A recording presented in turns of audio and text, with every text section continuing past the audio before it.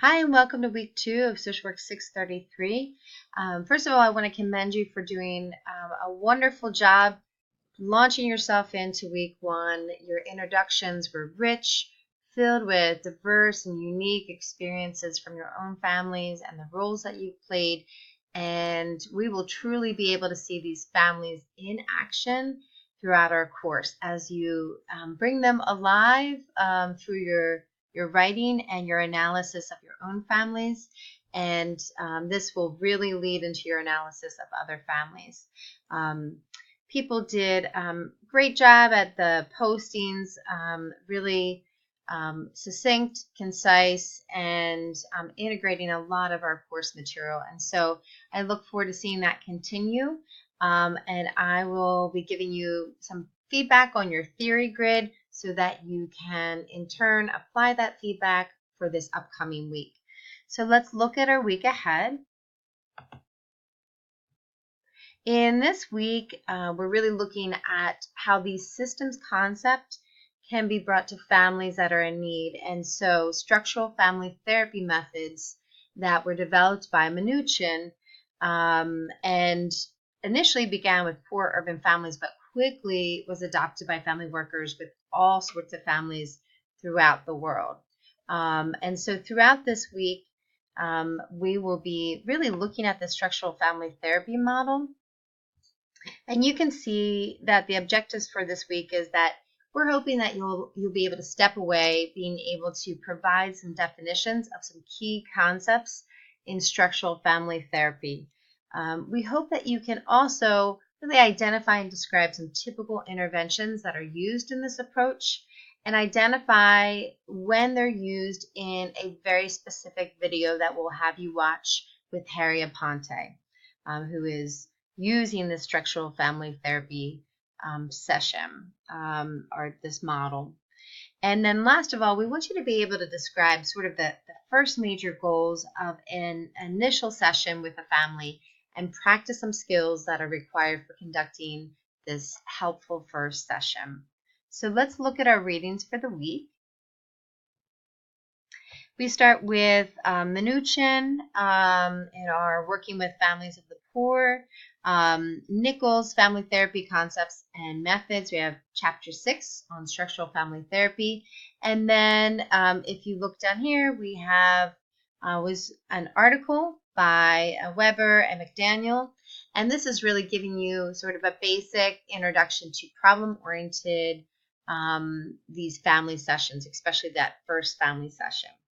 And so these are the required readings, and then I ask that you choose one of the following, either an article by Aponte. This is a great one, even though it's older, because it gives you a sense of his style that you'll be able to see in the video.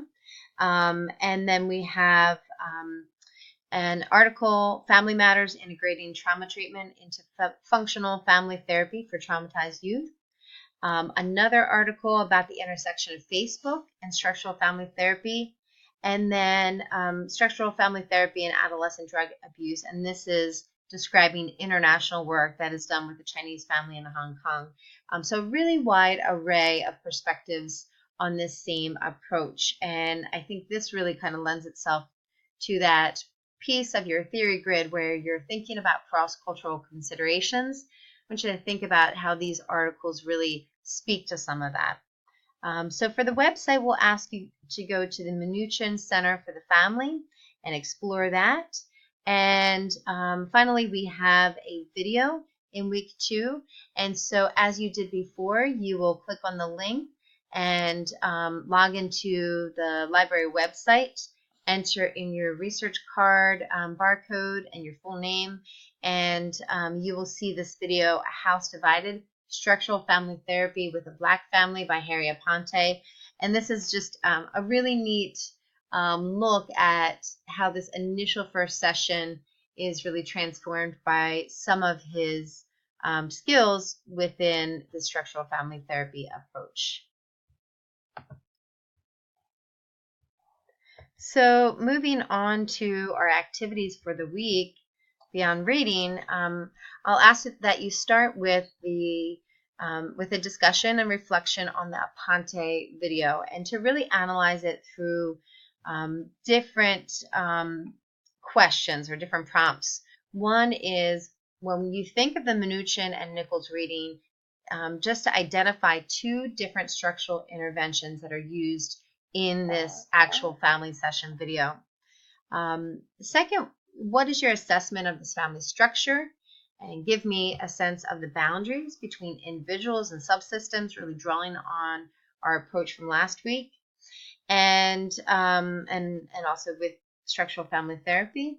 And also, did you see Aponte follow the outline of a first family session, as described in the Weber article on initial sessions? And what did he do that you could see yourself doing in a first session with a family? So our response is to just respond to at least one classmate and say what you've learned and also what you can add to their learning. As just a guide for adding to that learning, you can think about asking another question, presenting an alternative perspective, or connecting them with further resources. So let's move on to our next activity. So our second major activity is going to be the initial family therapy session role play. And I know this is a question that has been posted and people are really curious about. In this role play is done with yourself. You do not need anyone else in the role play. And the role play is short. It's really between 5 and 10 minutes total. So if anything, you may struggle to get your time in. But you can think about, for each of the 3 segments, that you're recording about 3 minutes. So start by reading the case example that's provided here. And based on that, you just want to imagine that you're conducting a first family session with this family. So you'll use the video, and really what you want to do is break it into 3 segments. In the first, address, how would you begin the first meeting, and actually act that out. So role play this into existence. You don't need to narrate it prior. You just need to role play it. The second segment, what might you say to interrupt any bickering or blaming that the parents might start to do with each other? And third, how might you end the session? What kind of homework you might suggest, or ways to really just transition and close this session. So it's to give you this chance to really bring this into action and apply your skills, because we find you can only do so much by reading and responding to different questions about the readings. When you're thinking about family work, you really need to bring it into action and apply it. So that is our role play, and then we'll move on to the next activity. So you'll have our second weekly family therapy theory grid. Of course, this week is going to focus on structural family therapy. And similar to before, you'll really go through the different columns and try to get almost a little cheat sheet for yourself for structural family therapy, the major concepts and some considerations in there. After that, our next activity is a reading reflection paper. And so this is due by Sunday of week 2. After reading the week 1 article that was about MSW students as compared to students of other disciplines and also their family experiences, I want you to try to get a chance to reflect on why these differences might exist and what are some possible implications of these differences for the field of social work. So the paper should be about 2 to 3 pages long, and 12-point font Times New Roman. Use headings. This makes it really clear that you have responded to each of the prompts, and you want to focus on a short summary to start with in your own words. Of course, any direct quotes must be in quotation marks, I just highly encourage you to paraphrase and in-text citation. So what are the most important takeaways of the article? Talk about your reaction to the key points, including a discussion of those that you found to be most helpful or thought-provoking, as well as any points you disagree with. And last of all, reflect on any implications that you see for social work education and working with clients. And you can see there is a rubric here below just to guide you.